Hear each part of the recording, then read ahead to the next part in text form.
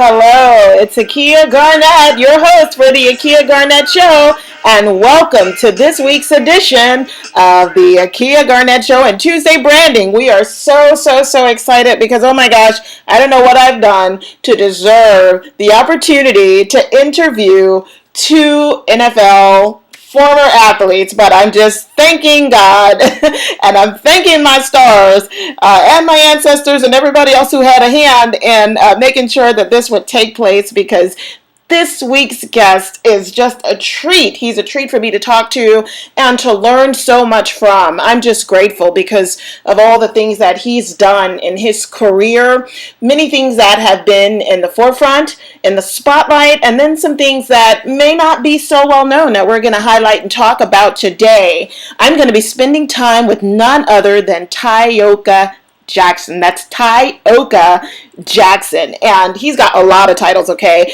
I think from all of my research of him and from conversing with him that he's an entrepreneur, he's a real estate investor, he's a Big Ten analyst on TV and the media and broadcasting. It's a huge passion of his that he says in his own words, I do this for free. I'm sure he probably wouldn't, he'd like to clarify that, but in his own words, he's very passionate about broadcasting and so many more things.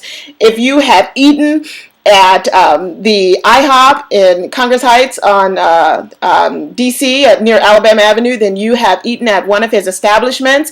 If you've eaten at the one in Columbia Heights in Washington, DC, you've eaten at his other establishment for IHOP as a franchisee. So many great things that he has done, so many nuggets of information that I hope to be able to pull from him today as we spend time on Tuesday Branding with Akia Garnett. Hey there, Tyoka, how are you? I'm good, Akia. How are you? I am so great. Thank you so much for being my guest this week. You're welcome. And listen, you know that I told you that at conference. I don't want nobody hearing they can't pay me to broadcasting. All right? Well, don't let that out. Keep that a secret. Okay? Look, tell all your listeners that that's just between us.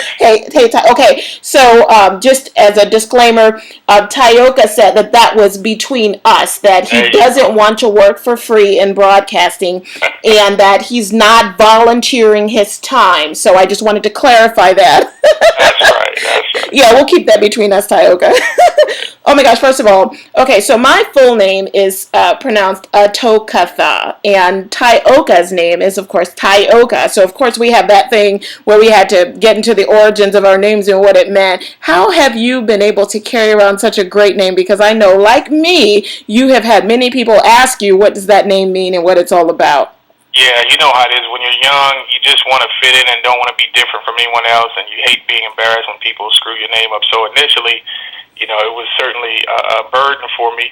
And I just wish my name was James or Michael, like everyone else, so I didn't have to deal with it. But as you get older and you started to realize that it actually being different was a good thing, being unique was actually a special thing.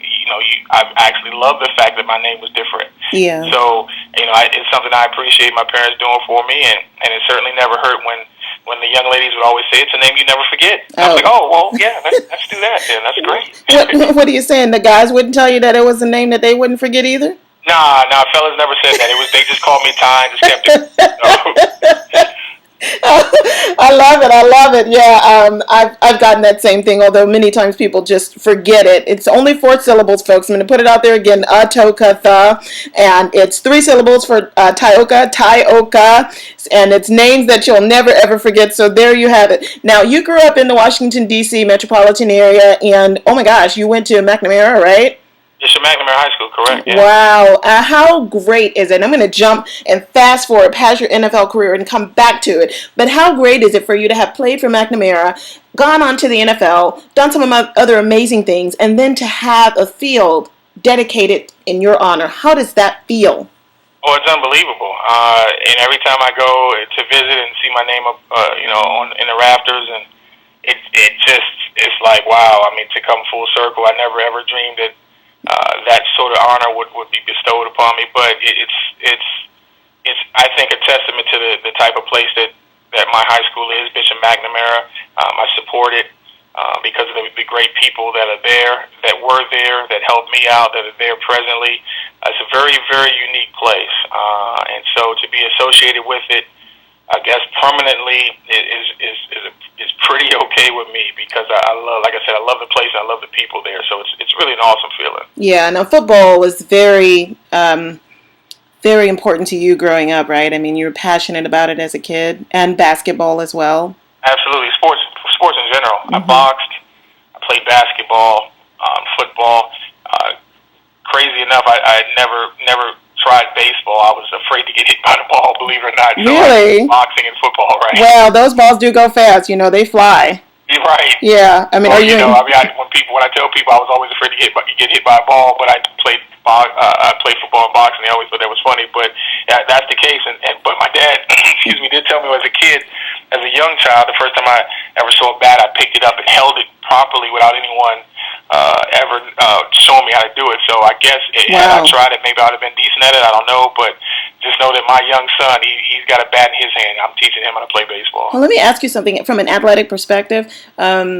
Does it, in your mind, do you naturally understand other sports after having watched it a few minutes or so?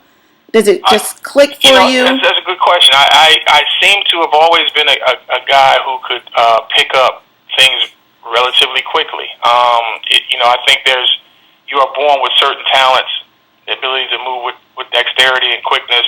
You're born with that, and then physical talents. But then there's also this sort of mental intuition or talent that some people seem to have, where they can emulate things that they're being taught or demonstrated to them rather easily and quickly. And that's something that for me always came naturally, whatever the sport was. If you showed me some sort of technique or discipline, I seem to be able to recreate it, with my own body relatively quickly and easier than most others. And so I think that probably holds true for most successful athletes at the highest level. Wow. And, you had the honor of playing for the Lions and the Rams, Tampa Bay. Shout out to Juan Long for, first of all, connecting us, and then for being my guest on the Akia Garnett Show and Kick Fanny's Big Thinking with Akia Garnett, which is live at kickfanny.com. You can go over and listen to that. And I just want to thank you again, Juan, for making the connection, because what a great connection it was. To be able to talk to you, first of all, about your NFL career, but also to thank you for something very special that I want to thank you for in just a minute. But tell me about your time with the NFL. Well, I started in a very non-traditional way. I had a really good career in college. Left Penn State as second all-time leader in sacks, and had a really good career, first team All Big Ten as a senior, and I wasn't drafted, and so that was a very traumatic experience for me. Probably the worst professional day of my life. Very embarrassing and very tough. And so right off the bat, the reality of pro sports smacked me right in the face before my career even gets started. Mm-hmm. And so I had to make a decision to look at myself in the mirror and say I wasn't good enough, and I need to be better in order for me to accomplish the goals that I wanted to accomplish. So the beginning was very tough. I was signed as a free agent to the Atlanta Falcons. They cut me and put me on the practice squad. Miami Dolphins claimed me off the practice squad. I played the final 7 games, including the playoffs, with the Dolphins in '94. Got cut again in '95. Was completely out of the league, and again had to have another conversation with myself, a real life self-assessment, and had to make a decision because I had my degree, worked really hard in college to get my degree, and I knew I could do something else. But I really, really wanted to play in the NFL. I believed in myself. I knew in my heart I could do it if I was given the opportunity to compete, fair opportunity to compete for a job. And so here comes the Tampa Bay Buccaneers. They say they want to sign me without even working me out. I was deciding whether I should go play in the World League, and I decided to give Tampa a shot. And I reeled off 11 straight years after that, and it kind of everything kind of fell into place with it, with a lot of hard work and also the opportunity. Well, wait, so then in between that time when you were making the assessment or determination as to whether or not you wanted to do the World League before Tampa Bay came with an offer, what changed about you? Well, I decided I wasn't working hard enough. Okay. I decided that clearly what I was doing wasn't good enough, and so I needed to change it. You know, the definition of insanity is if you don't like the results you're getting, but you don't change what you do, you can't expect new results. So, you know, I knew I had to change what I was doing in order to change the results I was getting. So I had to rededicate myself in terms of the off-season workouts, my diet, the seriousness of every single drill of every day in practice. Forget about the games. Every day in practice, every drill, I had to have the mindset that I was competing for my life. And so that's what I told myself and convinced myself that it was going to be that way from that point on. And that's kind of what I did, and that's the mentality that I took with me the rest of my career. Wow. Thank you so much for sharing that, because, you know, so many people get stuck right there. And they will just have a pity party and just hope and pray that something great will drop in their laps, and they'll take that same behavior with them and really never correct the situation. But that was a brave thing of you to do. And I would imagine that it wasn't easy. No, it's not easy to tell yourself you're not good enough. But if you go around telling yourself you're great just as you are, but you're not getting the results, I would doubt that you'll probably ever get those results, because you're just not changing what you're doing. You got to be honest with yourself. Again, I never doubted I had the talent, but I also obviously wasn't going to sit there and blame everybody else for my current existence. So, I mean, you know, that's why I love sports. It can be such a great teacher for life, and I looked at it as something that I had to change. And yeah, those sorts of lessons transfer directly to the business world. Wow. Now, I know, and I think I can say this aloud, that broadcasting is your passion, or is one of your passions. Help us understand why. Well, I always loved watching games, basketball, football, boxing, whatever it may be, and listening to the commentators. I know some people that actually literally will turn the TV down and watch it because they can't stand what's being talked about and all of that. But I was one of those guys that wanted to hear every word, every syllable. I really enjoyed watching the greats work their craft as they describe their play. I'm naturally analytical, and it's something that fits my personality very well. And I think I have, again, some natural gifts that go directly to that industry. So for me, it was something that, early on, it wasn't something I thought as a career path, but I just loved doing it. And when I did turn the volume down, was because I was the one doing the commentating. So I would just literally act like I was the color commentator. And and after a play was over and the play-by-play guy was done, I would turn it down quickly and give my assessment of what just took place and turn it back up and let the next play go. So if that was something I was doing early on, and when I got to school, I would do the same thing, and people overheard me saying, "Wow, you should get into broadcasting." And I was like, "Really, you think?" And blah, blah, blah. And I just kept hearing it over and over, and I was like, maybe I should. I think I would be good at it. And it was just something that was always in the back of my mind. And after my playing days were over, I actually had a radio show during my playing days, but after my playing days were over and got this IHOP thing solidified, I decided I needed to go ahead and pursue that dream. Yeah. Because if I didn't, I would kick myself for the rest of my life. Although I feel like I have made some accomplishments, I would always wonder what would happen if I didn't really give that some real attention and some real effort, the way I did so many other aspects of my life. And so I decided to do that, and I'm obviously getting a really good opportunity with the Big Ten Network, and I'm going to continue to work hard and be the best I can possibly be. Yeah, and your role as analyst. Tell us about that. What is that all about? Well, I'm a studio analyst, so we talk about current games, games that games that just were played. I Wednesdays, so we talk about the games that just played the week before, and we'll give a look ahead to the games that are coming. So I'll be on this Wednesday on Big Ten Network, so you can tune in at 6 p.m.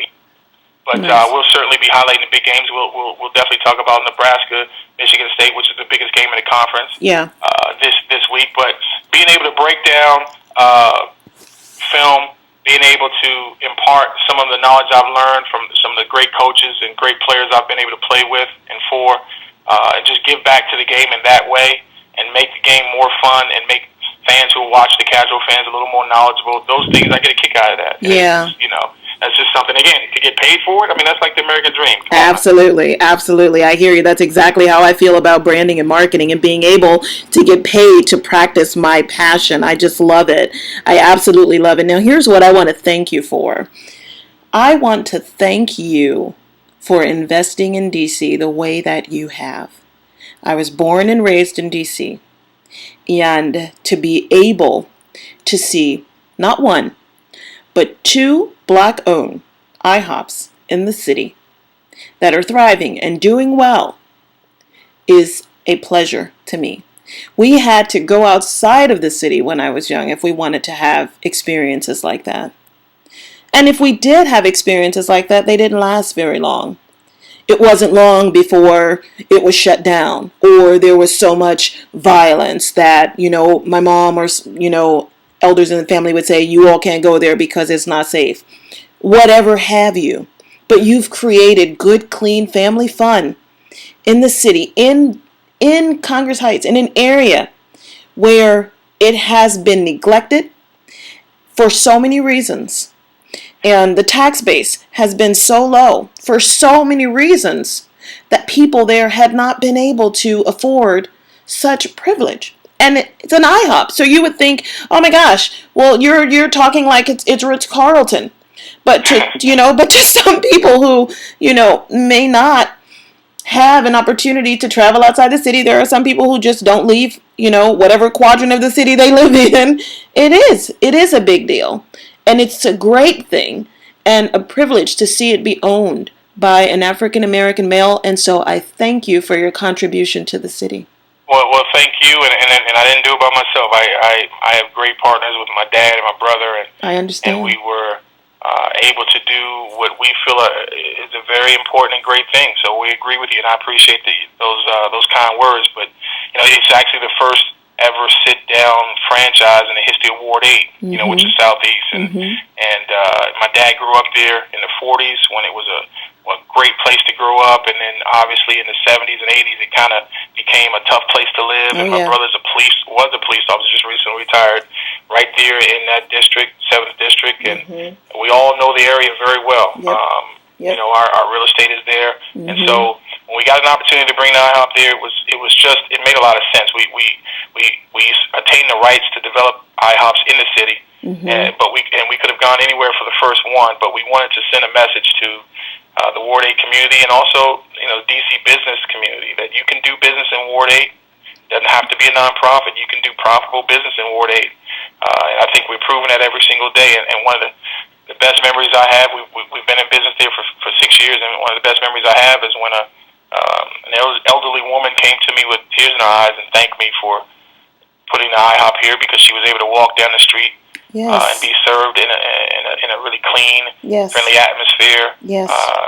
And it just was a walk down the street from her house, and she never experienced that in her 70-plus years of living in Southeast D.C. And so that made us feel really, really good. Wow. Certainly being able to deploy people, 99% of the people in that store are D.C. residents. 90% of them are Ward 8 residents. Nice. And, I mean, that's a big deal for us because, again, there are a lot of perceptions and stereotypes out there. And so either you can succumb and feed into those, or you can spend your life breaking those. And so we tend to spend our time breaking those negative perceptions and stereotypes. And so that makes us feel really good. And you can make money there, too. And that's what you're in business for. And so we're glad to do it, and we're looking forward to the next 20 years. Awesome. Tyoka, quick tips on starting a franchise. I think you got to start one that certainly aligns with your value system and one that you can feel good about, that you believe in not only their product or service, but also in its future. So, I think doing due diligence, taking your time. My brother and I volunteered at other IHOPs before we got involved with this one, just to get an idea of what they do, their operations, Spent a lot of time, countless hours, speaking to franchisees, talking about not just the upsides but the downsides. Getting a copy of whatever franchise's FDD that talks about who they are, their business model, and it also does. They're required by law to disclose all of the lawsuits involved with that particular franchise. So all these things are very important. I would say, if you just to break it down into one word, due diligence. Take your time and do your due diligence. There should not be a rush. You know, this whole franchise decision, and franchises have a very good advantage. Don't make no mistake about it, over just regular operations. But you must take your time to learn about the operations and everything it is to know about the brand. And if it aligns with your values, and you feel good about being able to execute the game plan that they put in front of you, then go for it. Mm-hmm. And regarding a financial investment, what should people begin preparing for? How can they, in some of those instances when they need to get help for capital or loans and so forth, got any ideas or tips? Well, first of all, you got to get your own financial house in order, your personal financial house in order, because banks and investors, while they like to see really impressive brands, you being associated with impressive brands, they're investing in you. As I was saying, you invest in the jockey, not the horse. You bet on the jockey, not the horse. Meaning, you could have a great brand or a great horse, but if the jockey's not running it right, or if you're not running the operations properly, it doesn't matter what the brand is. It doesn't matter what the horse is. That horse is going to lose. So you got to make sure that you get your own financial situation and house in order. Make yourself a worthy candidate for investment, or a worthy candidate or worthy borrower to a lender. And then you begin to work on your business plan and get funding. But make sure that you are a shining star to whoever you walk in to a meeting with, so that they know they feel comfortable with you personally, and that you are never going to sign your name to something and fail. Yeah, precisely. And for some people, when they hear, get your house in order, your financial house in order, some people, they can run with that and they kind of know what that means. But from a practical daily perspective, or from a, sort of an intricate perspective, what does that mean? That means not carrying a lot of credit card debt. Mm-hmm. That means not carrying frivolous debt. That means showing that you have cash flow every single month, that you're not living paycheck to paycheck. So because because they're going to have you fill out financial statements, and when they see that everything you do, it always ends up in negative cash, or you're just barely getting by with no extra cash, that tells them that you don't know how to live, certainly within your means, in a way that builds cash over time. Yeah. And so that's what they want to see. They don't want to see a person who seems to be the type that every dollar that comes in must get spent. Because if you run a business that way, it won't be in business very long. So you have to show that you don't carry frivolous debt, you don't have high credit card statements and high credit card balances. You know how to manage money. You invest. You have an investment portfolio, which shows you have an idea about the future. You're not just thinking about the present. These things, because they want to be able to have you put skin in the game. And if you have no money to put into this venture, they're not going to lend it to you, because if you don't put money in, they know you can walk away easily. So this is what I'm talking about. And so getting ready to open up a business is not a 2-week, 2-month, or 3 or 5 month process. This could be a year or 2 year process of getting yourself in order financially, as well as learning about the business you're going to open. Awesome. Tyoka, is there anything in your career that just kind of made you, with it, just the sheer magnitude of it, anything that just made you sit down, scratch your head and go, wow, I did that? I probably would say, the moment we made it to the Super Bowl after beating the Philadelphia Eagles, and I'm sitting on the bench with a few seconds left, and our offense is out, kneeling on the ball to run the clock out, and I'm sitting there, and I cannot believe that, this kid from Forestville, Maryland, the suburbs of D.C., who played JV football as a sophomore and got cut twice coming out of college, trying to make it in the NFL. Here I am now about to play in the Super Bowl. Beyond my wildest dreams, I never even dreamt of playing in the Super Bowl. I just wanted to make it, but to play in the Super Bowl, and I had my dad in the stands, and my family members in the stands, witnessing this moment that, it's about to happen, and then to run out on the field in the Super Bowl, like those two moments stand out to me big time. Wow. Now, there's a lot of development that's going on in D.C. all over the city. I mean, just in particular, what comes to mind is the development on Ward 5. I can't talk enough about the 8th Street corridor and all the great things that are happening. The trolleys coming back. I keep, hyping that up because I'm excited. I can't wait to get on it. They've been testing it. Looks like they're not going to have passengers on it until November 2014. But my question to you is, regarding all the gentrification and all the diversity changes that are taking place in the city for good cause. I mean, it's great to see so much happening, so many people from all walks of life across the spectrum out on the streets enjoying life, having a great time. But as I walk through some of the historical African American concentrated areas and neighborhoods, I am concerned. I'm wondering how African Americans and people in other parts of the city who may be in socioeconomically stressed areas are going to leverage all of this change, all of this opportunity and economic boom to their own benefit. And I have, that question for you in reference to what can you say to uplift the person who may be sitting and watching all of this stuff happen around them, and they're wondering, what about me? Or what can I do? Or how do I jump in? Or do I know enough? Or do I have enough? Or where do I start? What can you say to that person? Well, the change is coming. It's like the trolley. The trolley is going to leave. Whether you get on it or not is up to you, but it's going to go. So these changes are happening. They're going to continue to happen. And so either you position yourself to take advantage of it, or you just let the change happen around you and others profit off of it.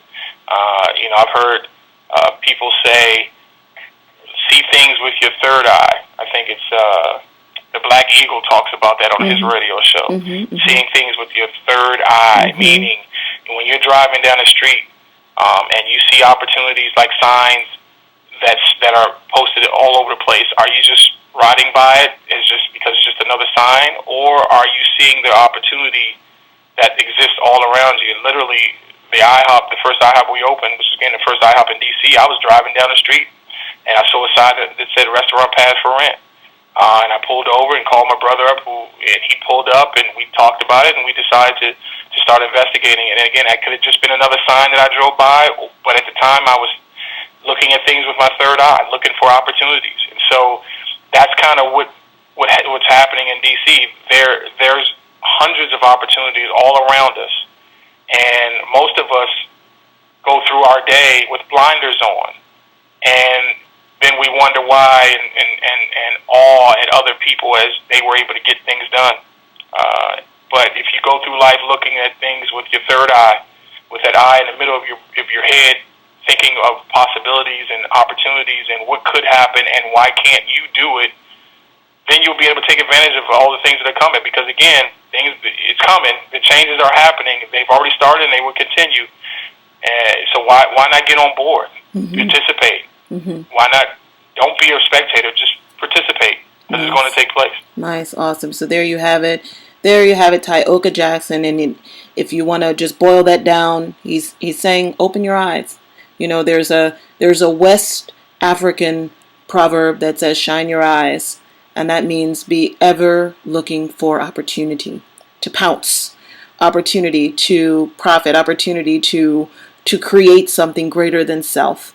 And I thank you for sharing that. I thank you for sharing the story of IHOP. I thank you for sharing what it was like to have the field named after you in your honor at Bishop McNamara High School. I thank you for spending time with us, talking about your time and your career as a broadcaster with the Big Ten Network. I thank you for all of those things. And I wish you so much continued success as you continue building your career, because this is, you're like in the second or third act. This is still very, very early in the morning for you. And so there, many more great things to come. I agree. Thank you. You're welcome. I'm not done yet. You're welcome. You're welcome. Here's to your success, and thank you again for spending time with us on Tuesday Branding. Akia, I enjoyed it. I appreciate it very much. Absolutely. Take care. Bye now. Bye. The Akia Garnett Show.